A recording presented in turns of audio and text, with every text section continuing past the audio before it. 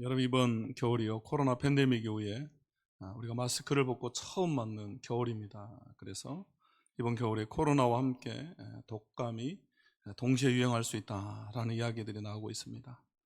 이런 때 우리가 다들 건강 조심해야 할 줄로 믿습니다. 자, 우리 옆에 분과 함께 인사하겠습니다. 감기 조심하세요. 건강 조심하세요. 네. 이번 주 목요일에요, 우리 동구에 있는 근처 교회에서 세미나가 있어서 교회 직원들과 함께 좀 다녀왔습니다. 강사로 누가 오셨냐면요, 최근에 한국에서 한국 기독교에서 가장 핫한 분 중에 한 분인 그 목회 데이터 연구소의 지용근 대표라고 하는 분이 오셔서 이렇게 강의를 해주셨는데요. 한국과 또 한국 교회에 있는 그 자료들이 데이터를 가지고 한국 교회의 미래를 예측하고 또 어떻게 대응할 것인가라고 하는 그런 내용의 강의였는데요. 강의를 듣다 보니까 어떤 생각이 드냐면요, 한국 교회의 미래가 우리가 생각하는 것보다 훨씬 더 심각하다라고 하는 그런 생각이 들었습니다. 그래서 한 예만 들어보면요, 10년 전 2012년만 해도요, 한국 사회에서 전체 이 5천만 인구 중에서 기독교 인구수가 약 22%를 차지했습니다. 그래서 1,000만이 넘었던 것이죠. 그런데 10년 후인 2022년, 작년만 하더라도요, 퍼센테이지율이 한 15%까지 떨어졌습니다. 그래서 700만 조금 더 되는 740만, 50만 되는 인구까지 떨어진 것이죠. 그래서 이런 추세라면요, 10년 후, 다시 10년 후인 2032년에는 약 10%까지 떨어질 거다. 그래서 기독교 인구가 한 500만 정도 될 거다, 그런 얘기를 들었습니다. 한국의 총 인구는 변함이 없습니다. 그런데 기독교 인구만 이렇게 계속해서 주는 것이죠. 물론 교회가 고령화가 되기도 합니다. 또 젊은 세대들 40대 이하의 연령층이 교회에서 이탈하는 비율도 아주 높습니다. 또 그 외에도 현장 예배 수가 줄고요, 그렇기 때문에 헌금도 줄고, 특히 주일학교 다음 세대는 여러분 말할 것도 없이 완전히 급감하죠. 또 세대 간의 갈등, 또 부교역자들의 여러분 사역 기피 현상. 그래서 교회들마다 지금은요, 사역자들 구하기가 또 너무나 어렵습니다. 셀 수 없이 많은 이런 위기들 속에서 그나마 위안이 되었던 말이 뭐냐면요, 이 말입니다. 예상되는 위기는 현실화되지 않는다라고 하는. 우리 같이 한번 읽어볼까요? 자, 한번 띄워주십시오. 눌러줘야 되는데, 함께 읽겠습니다. 시작. 예상되는 위기는 현실화되지 않는다. 이게 무슨 말인지 여러분 아시겠습니까? 우리가 위기다라는 것은 알기 때문에 대처를 하는 것이죠. 우리가 또 방법을 찾는 것이고, 그러면 그 위기가 현실화되지 않는다, 우리가 위기를 극복할 수 있다라고 하는 것입니다. 아무튼 이 강의를 듣고요, 이제 집에 와서 했던 그 강의들을 곰곰이 생각해 보면서 그런 생각이 들었습니다. 이런 위기들을 우리가 대처하기 위해서 많은 방법들이 필요하고 대안들이 필요하지만, 그러나 마음속 깊은 곳에서 어떤 생각이 들었냐면요, 우리에게는 예수님이 있다. 우리는 예수님이 있다라고 하는 그런 확신이 들었습니다. 모든 문제 해결자, 모든 답을 알고 계시고 우리의 필요를 다 아시고 채우시는 진정한 공급자 되신 예수님이 있다, 그런 마음이 제 안에 들었습니다. 여러분, 예수 그리스도를 주로 모시는 우리는요, 개인도 교회도 여러분 나라와 민족도요, 다 이 위기 앞에서, 문제 앞에서 누구든지 그것을 가지고 우리 주님 앞에 나아갈 수가 있습니다. 그러면 우리 주님이 그것을 다 해결해 주신다라고 하는 것입니다. 오늘 우리가 읽은 내용이 바로 그 내용 아니겠습니까? 오늘 이 말씀, 오늘 말씀은요, 빈들까지 자신을 따라온 무리들을 예수님께서 보시고 불쌍히 여기사 병을 고쳐주시고 또 그들의 육신의 필요를 따라서 굶주린 그 영혼들을 먹이시는 내용입니다. 우리가 너무나 잘 아는 내용이죠. 그래서 사복음서에 공이 다 나오는 내용이죠. 그만큼 중요합니다. 결국 이 사건은요, 성경의 그 어떤 내용보다도 우리가 믿는 예수님이 어떤 분이신지에 대해서요, 너무나 자세하게 얘기해주고 있습니다. 잘 드러나 있습니다. 그것이 이 사건의 중심 가운데 있는 이 큰 무리들, 이 많은 무리들은요, 예수님이 누구신지 이 사건을 통해서 더욱 분명하게 알게 되었을 것입니다. 그리고 예수님을 따르는 제자들도 자신들의 무능력과 불가능이 예수님 안에서 놀라운 능력과 가능한 답이 될 수 있다라고 하는 것을 또 배우게 되었을 것입니다. 바로 예수님 안에서 기적을 보게 되고 예수님 안에서 답을 찾게 되었다라고 하는 것입니다. 그러면 오늘 말씀 통해서요, 우리 인생의 진정한 공급자 되시는 예수님, 우리의 모든 필요를 채우시는 예수님에 대해서 우리가 함께 나누고 은혜를 받기를 원합니다. 자, 첫 번째 우리 함께 읽도록 하겠습니다. 첫 번째, 시작. 예수님은 우리를 불쌍히 여기시는 분입니다. 아멘. 예수님이 우리를 불쌍히 여겨주신다라고 하는 것입니다. 자, 14절 말씀 우리 같이 함께 읽겠습니다. 14절 말씀 시작. 예수께서 나와서 큰 무리를 보시고 불쌍히 여기사 그 중에 있는 병자를 고쳐 주시니라. 아멘. 여기 나온 이 불쌍히 여기다라고 하는 단어는요, 본래 이 창자, 내장을 의미하는 단어에서 유래했습니다. 왜냐하면요, 그 당시의 사람들은 인간의 마음이 이 내장에 있다라고 생각을 했습니다.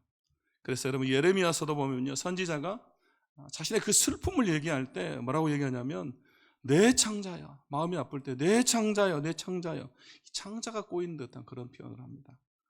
우리도요, 속이 안 좋으면 이 마음이 아프면 어디가 안 좋습니까? 속이 안 좋고 또 막 창자가 꼬이는 것 같죠? 여러분, 그런 의미입니다. 그래서 이 단어를 썼는데요, 이 단어의 의미는 불쌍히 여기다 라는 뜻 외에 마음으로 감동하다, 동정심을 가지다, 자비를 베풀다 라는 뜻을 가지고 있습니다.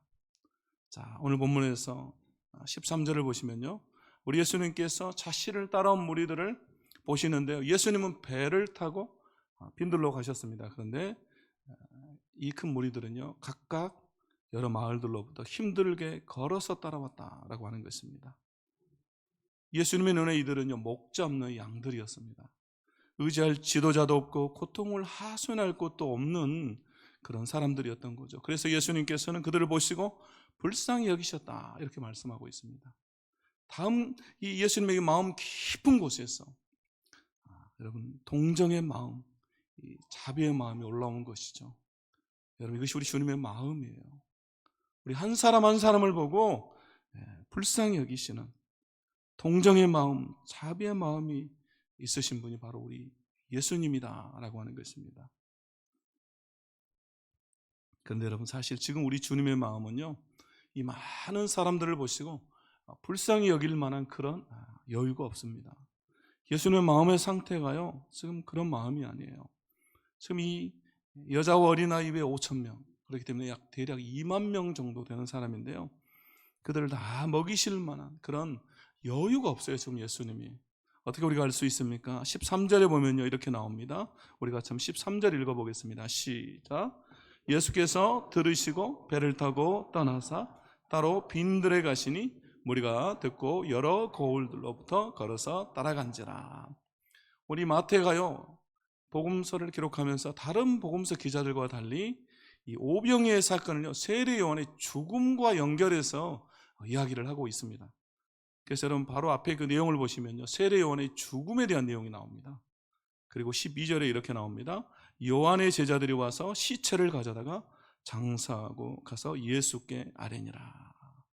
세례 요한의 제자들이 스승인 세례 요한의 시체를 장사합니다. 그리고 예수님께 옵니다. 그리고 그 사건을 다 이야기합니다. 그리고 이어서 13절에서 예수께서 들으시고 라고 기록하고 있습니다. 지금 예수님께서 그러면 무슨 이야기를 들으신 겁니까?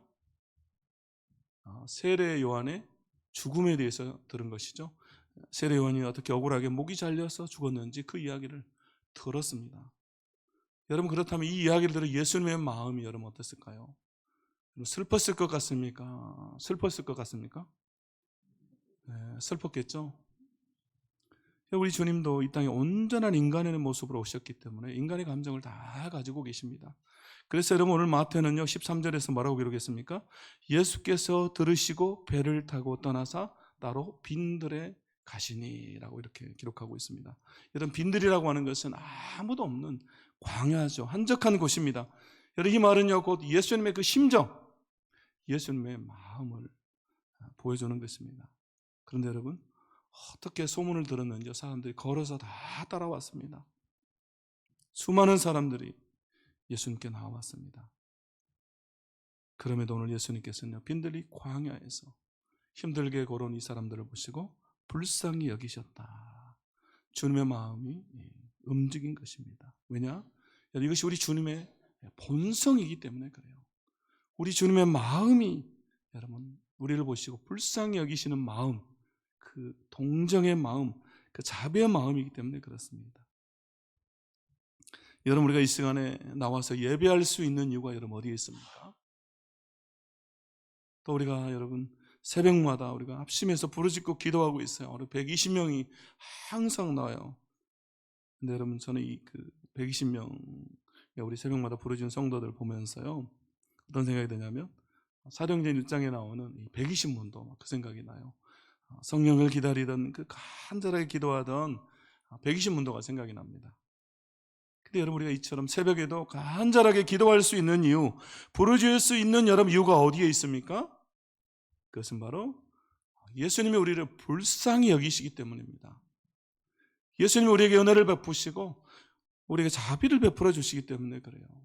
그래서 여러분 우리는 주님께 나올 수가 있는 것입니다. 나와서 예배하고 기도하는 것입니다. 여러분 지금 우리가 나온 이 자리가요 바로 빈들 광야라고 하는 것입니다. 오늘 예수님을 따라온 이 무리들이 예수님 통해서 가르침을 받고 병고침을 받고 오병이의 기적을 체험하는 빈들, 여러분 그 빈들처럼 이곳이 저와 여러분의 빈들이고 광야다라고 하는 것입니다. 그곳에서 예수님은 그들을 불쌍히 여기사 하나님 나라의 현존을 맛보게 해주세요. 하나님의 나라 천국을 맛보게 해주시고 있다라고 하는 것입니다. 여러분 우리도 동일하게 이 시간에 주님으로부터 불쌍히 여김을 받고 하나님의 나라를 맛보는 것입니다. 우리가 이 예배를 통해서 여러분 하나님의 나라를 우리가 맛봐야 돼요. 기도를 통해서 우리가 하나님의 나라를 맛봐야 됩니다. 여러분 예수님 우리를 진정으로 불쌍히 여기시는 분입니다. 우리가 이 사실을 확실하게 믿고 날마다 하나님의 나라를 맛보는 천국을 맛보는 우리 성도들이 다 되어야 할 줄로 믿습니다. 여러분 그렇게 되기를 축원합니다. 두 번째 우리 함께 읽겠습니다. 두 번째 시작. 예수님은 우리의 필요를 채우시는 분입니다. 예수님이 우리의 필요를 다 채우신다. 진정한 공급자가 되신다라고 하는 말씀입니다. 여러분 큰 무리가 몰려들었기 때문에 예수님께서 그들을 가르치시고 병을 고치시는데요 많은 시간이 필요했습니다. 그리고 어느새 날이 저물었습니다. 이제 제자들은요 마음이 조급합니다. 제자들은 육체의 질병을 고치시는 예수님의 사역을 보면서 동시에 굶주리고 있는 수많은 영혼들을 바라봅니다. 그리고 염려하죠. 그래서 예수님께 말합니다. 15절에 이렇게 나옵니다. 예수님 날이 저물었습니다. 무리를 마을로 보내서 각자 먹을 것을 사 먹게 하는 것이 좋겠습니다. 그들을 마을로 보내야 될 것 같습니다 라고 말하죠. 여러분 남자 어른만 5,000명, 그래서 여러분 아이들과 여자들까지 합하면 2만 명이 최소 2만 명이 넘는 사람들을 여러분 먹인다는 게 쉬운 게 아니죠. 우리 교회도 이렇게 행사할 때 한 700명 정도 이렇게 우리가 밥을 먹이거든요. 근데 여러분 이 700명을 먹이기 위해서 우리가 보통 몇 주 전부터 직원들이 다 회의를 해요. 뭘 먹일지, 어떻게 할지, 어떻게 나누어 줄지 막 합니다. 그럼 그래야 말이 안 나와요. 근데 또 끝나고 나면요 역시 말이 나와요. 그럼 700명 먹이는 것도 쉽지 않습니다. 근데 2만 명을 동시에 먹인다. 여러분 이것은 거의 정말 제가 볼 때는 불가능에 가까워요. 또 제자들의 능력도, 제자들은 돈도 없고, 그래서 제자들은요 가장 논리적으로 타당한 의견을 낸 겁니다. 각자 마을로 가서 사 먹게 하는 게 좋겠습니다 라고. 그런데 제자들의 의견을 들은 예수님이 뭐라고 말씀하십니까? 오늘 16절 말씀 우리 함께 읽어보도록 하겠습니다. 시작. 예수께서 이르시되 갈 것 없다. 너희가 먹을 것을 주라. 갈 것 없다라고 말씀합니다. 여러분 이 말은요 원래 문자 그대로 해석해 보면 그들은 떠날 필요가 없다라고 하는 말입니다. 저녁 끼니를 위해서 지금 당장 마을로 보내야 됩니다라고 하는 제자들의 생각과는 달리 예수님은 그들을 보낼 필요가 없다라고 말씀하십니다. 그럼 여러분 이게 무슨 말입니까? 예수님은 도대체 무슨 의미로 이 말을 하고 있는 것입니까? 바로 이 큰 무리들을 마을로 떠나보내지 않고서도 그들이 원하는 바를 충족시킬 수 있다라고 하는 것입니다. 안 가도 된다라는 거예요. 바로 내가 이들의 저녁을 책임져 주겠다. 내가 그들의 육신의 필요를 채울 것이다. 내가 그들을 먹일 것이다 라고 하는 예수님의 선언입니다. 선언. 이제 예수님은 이 빈들 광야에서 이 외딴 곳에서요 오병이의 기적을 행하심으로 그들의 필요를 채워주시죠. 그리고 그들이 다 배불리 먹고 남을 만큼 풍성하게 채워주십니다. 오늘 이 오병이의 기적을 행하심으로써 예수님은 광야에서 만나를 내리게 했던 모세와 빵 20개로 100명을 먹인 엘리사보다 내가 더 위대한 메시아다라고 하는 사실을 그들에게 친히 보여주십니다. 바로 자신 인간의 모든 문제를 해결하고 필요를 채울 수 있는 메시아다라고 하는, 내가 그런 분이다라고 하는 사실을 우리들에게 보여주고 있습니다. 바로 예수님 안에 들어오는 사람은 모두가 다 예수님으로 말미암아 풍성한 삶과 만족을 얻는다라고 하는 것을 보여주고 있습니다. 그래서 여러분 요한복음 10장 9절과 10절에 보면 이렇게 나오죠. 내가 문이니 누구든지 나로 말미암아 들어가면 구원을 받고 또는 들어가며 나오며 꼴을 얻으리라. 또 10절에서는 내가 온 곳은 양으로 생명을 얻게 하고 더 풍성히 얻게 하려는 것이라. 여러분 예수님의 당시에 여러분 이 큰 무리들이요 예수님을 통해서 이 풍성함을 누렸습니다. 그럼 여러분 오늘 예수님을 따르는 우리는 누구를 통해서 이 풍성함을 누릴 수가 있습니까? 누가 우리의 필요를 채워주십니까? 누가 우리를 책임지시고 또 누가 우리에게 공급해 주시고 누가 우리의 문제를 해결해 주십니까? 그 답은 언제나 예수 그리스도. 여러분 예수님 한 분뿐인 줄로 믿습니다. 그래서 여러분 예수님이 우리의 필요를 채우십니다. 예수님이 우리의 부족을 채우십니다. 또 예수님이 우리의 삶을 책임지십니다. 예수님이 우리의 공급자가 되시고요. 예수님이 우리의 문제를 해결하십니다. 예수님이 우리 인생의 답이다라고 하는 겁니다. 여러분이 아멘 할 때까지 제가 해야 되겠습니다. 예수님이 우리 인생의 답이십니다.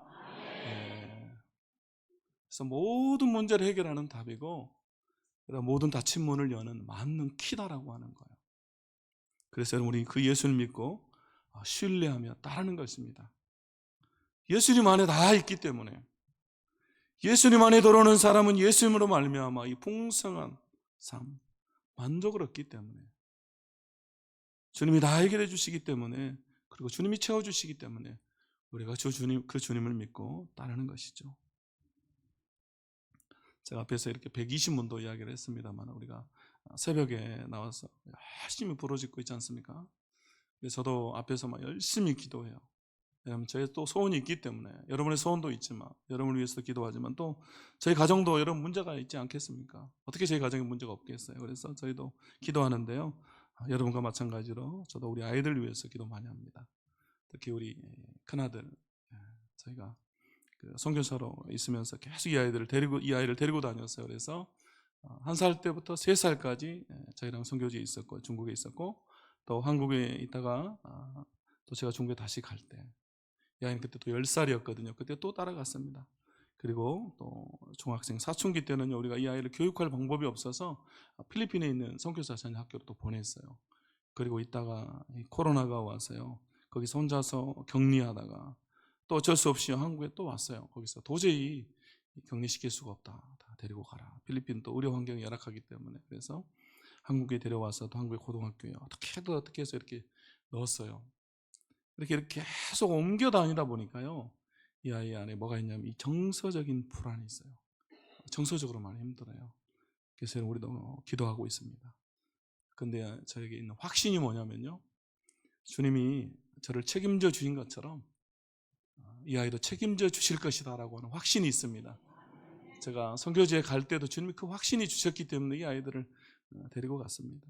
또 그래서 이 아이들의 필요도 주님이 채워주실 것이다 라고 하는 확신이 있습니다. 여러분도 마찬가지입니다. 여러분의 필요를 주님이 지금까지 채우셨던 것처럼 여러분 자녀들의 필요도 여러분 가정의 필요도 주님이 다 채워주실 것입니다. 우리가 예수님 안에 들어오기만 하면 우리 주님이 채워주신다라고 하는 것입니다. 그래서 여러분 예수님으로 말미암아 풍성한 생명과 만족을 얻게 되시기를 예수 그리스도의 이름으로 축원합니다. 예수님이 채우신다라고 하는, 예수님이 공급하신다라고 하는 이 확신을 우리가 다시 한번 갖고 우리 주님 안에 들어온 우리가 되어야 할 줄로 믿습니다. 마지막 3번째 우리 함께 읽겠습니다. 시작. 예수님의 기적에 참여하는 자가 되어야 됩니다. 아멘. 이제 예수님은요, 이 빈들을 마치 잔치상처럼 대하시는데요, 잔치에 참석한 이 손님들을 앉히듯이요, 이 백성들을 그곳에 앉히십니다. 그리고 잔치의 주인이 축사를 하듯이 축제를 위한 감사의 기도를 하시고요, 당장 배고픔을 해결하기 위한 격식 없는 식사가 아니라 하나님의 나라, 천국 잔치의 여행 연습인 것처럼 이 공식적인 연회를 이 빈들에서 베풀고 있습니다. 자, 우리 19절 말씀 우리 같이 한번 읽어보겠습니다. 우리 천천히 19절 말씀 함께 읽겠습니다. 시작. 무리를 명하여 잔디 위에 앉히시고 떡 5개와 물고기 2마리를 가지사 하늘을 우러러 축사하시고 떡을 떼어 제자들에게 주시매 제자들이 무리에게 주니. 아멘. 여러분, 지금 천국 잔치가 이곳에서 벌어졌어요. 방금 우리가 읽은 이 19절에는요, 여러분 다시 한번 띄워주세요. 19절 말씀. 자, 여러분 한번 19절 보시면요, 뭐라고 나옵니까? 떡 5개와 물고기 2마리를 가지사 하늘을 우러러 축사하시고 떡을 떼어 제자들에게 주시매. 여러분, 가지사 축사하시고 떼어 주셨다. 여러분, 이 단어는요, 잔치에서 연회를 베푸는 가장 중요한 행동을 말합니다. 그런데 여러분, 이 행동, 이 단어가 또 어디에서 나옵니까? 바로 성만찬, 예수님의 최후의 만찬에 나오는 단어가 여러분 이 단어예요. 오늘 우리가 나누는 이 성찬의 순서를 따라서 나온 그 단어입니다. 그럼 성찬의 순서와도 똑같습니다. 그래서 마태복음 26장 26절에 이렇게 나옵니다. 우리 같이 함께 읽습니다. 시작. 그들이 먹을 때 예수께서 떡을 가지사 축복하시고 떼어 제자들에게 주시며 이르시되 받아서 먹으라, 이것은 내 몸이니라 하시고. 아멘. 여러분, 여기 축복하다, 축사하다 똑같은 단어입니다. 번역만 축복하다로 여기는 이렇게 해놨습니다. 여러분, 그래서 여러분 이 똑같은 단어를 써서요, 오병이어와 이 성만찬을 마태가 연결시키고 있습니다. 여러분, 결국 이 오병이어의 기적은요, 생명의 양식이신 예수님이 우리의 영적인 살과 피가 되어주심을요 오감으로 체험하는 그런 천국의 축제다라고 하는 겁니다. 그래서 우리가 진정으로 처하여 누릴 생명의 떡과 배부름은요, 바로 예수님의 십자가와 부활로 얻는 생명이다 라고 하는 것입니다. 여러분, 이 기적의 중심에는 우리 예수님이 있습니다.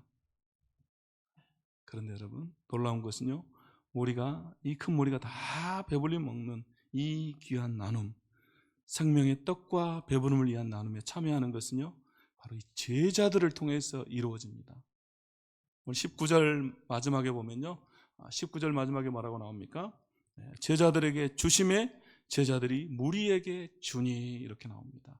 예수님께서 오병이어를 가지고 축사하시고 떼어서 제자들에게 줍니다. 그리고 제자들이 다시 무리에게 나누어 주죠. 그래서 여러분, 우리가 다시 한번 16절 한번 가보면요, 16절에서는 어떤 말이 나왔습니까? 여러분, 예수님께 날이 저물었습니다. 이들을 보내서 먹을 것을 사 먹게 하는 게 좋겠습니다라고 제자들이 의견을 냈을 때 예수님께서 이 말을 하셨습니다. 예수께서 이르시되 갈 것 없다, 너희가 먹을 것을 주라, 이렇게 말씀하시죠. 예수님 지금 제자들에게 너희가 먹을 것을 주어라라고 하신 그 말씀이요, 지금 끝에서 그대로 이루어졌습니다. 제자들이 무리들에게 먹을 것을 주고 있습니다. 예수님께서 하신 너희가 먹을 것을 주라라고 하는 이 명령은요, 여러분, 그 자체로는 제자들이 이행할 수가 없습니다. 제자들은 기적을 일으킬 수가 없기 때문에. 그러나 채우시는 예수님을 의지해서 그것을 행동으로 옮길 때, 그것을 나눌 때 여러분, 그것이 이루어진다라고 하는 것입니다. 지금 제자들은요, 이 과정을 통해서 이걸 배우는 거죠. 마태가 바로 이 제자도, 이 나눔의 제자도를 보여주기 위해서 이 오병이어를 기록했다라고 하는 것입니다. 너희도 기적에 참여해라, 너희가 먹을 것을 주어라 라고 하는 것입니다. 여러분, 기적은 예수님이 이미 베풀어 놓으셨습니다. 그러므로 여러분, 우리도 참여할 때, 우리 행동으로 옮길 때 우리 삶에도 이런 기적이 나타난다라고 하는 것입니다. 여러분요, 예수님께서 죽으시고 부활하심으로 이미 여러분 우리는요, 이걸 다 가지고 있잖아요. 예수님께서 우리에게 다 주셨습니다. 그래서 여러분 우리는 이제 나누는 삶을 살아야 됩니다.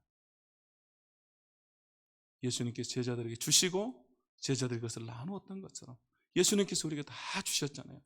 그분의 생명, 그분의 생명이 떡이시고 그분이 우리에게 다 주셨어요. 그래서 우리는 이제 이 생명, 주님의 이 사랑을 나누는 삶을 사는 것입니다. 어제 우리가 성찬 당회로 이렇게 장로님들과 모였을 때요, 제가 건의를 좀 했습니다. 다음 주가 우리 추수감사주일인데요. 다음 추수감사주일에 드려진 우리 감사헌금 중에서 일부는 우리가 이웃을 위해서 좀 사용하면 좋겠다. 가난한 이웃들과 좀 나누면 좋겠다라고 말씀을 드렸습니다. 그랬더니요, 장로님들이 너무 흔쾌히 동의를 해주셨어요. 설득할 필요도 없이 목사님 당연히 교회가 해야 될 일입니다. 이렇게 동의를 해주셨습니다. 그래서 올해부터는 우리 교회에 드려진 추수감사헌금의 일부를 우리가 이웃을 위해 좀 사용하려고 합니다. 그러므로 여러분 1년 동안 받은 은혜를 생각하면서요, 주님이 십자가에서 죽으시고 부활하심으로 우리에게 여러분 다 주셨다. 생명도 주시고 은혜도 주시고 다 주셨다라는 거 여러분 생각하면서요, 올 한 해 우리가 그 은혜를 생각하면서 다음 주 추수감사주 우리가 정성껏 또 예물을 드리는 우리가 되어야 할 줄로 믿습니다. 저는 이번에 우리 추수감사주일이요, 그 어떤 해보다도 풍성한 해가 될 것이다 라고 제가 믿습니다. 왜냐하면 우리가 60일 동안 기도로 여러분 이 추수감사주를 준비하고 있잖아요. 그럼 대한민국 교회 중에서 이런 교회 저는 한 교회도 없다고 생각해요. 오직 우리 교회만 여러분이 추수감사주일에 맞춰서 제가 한 곳도 들은 곳이 없어요. 여러분 60일 동안 새벽에 기도하면서 이 감사의 마음을 드리기 위해서 하나님께 준비한다. 여러분 얼마나 놀라운 일입니까?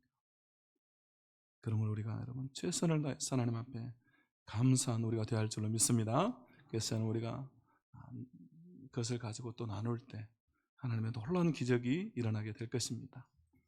오늘 이 제자들이요, 예수님께 받아서 우리에게 나눠줌으로 모두가 다 배불리 먹고 12바구니가 차고 넘치게 거두게 된 것처럼 우리에게 이런 놀라운 축복의 역사가 있게 될 줄로 믿습니다.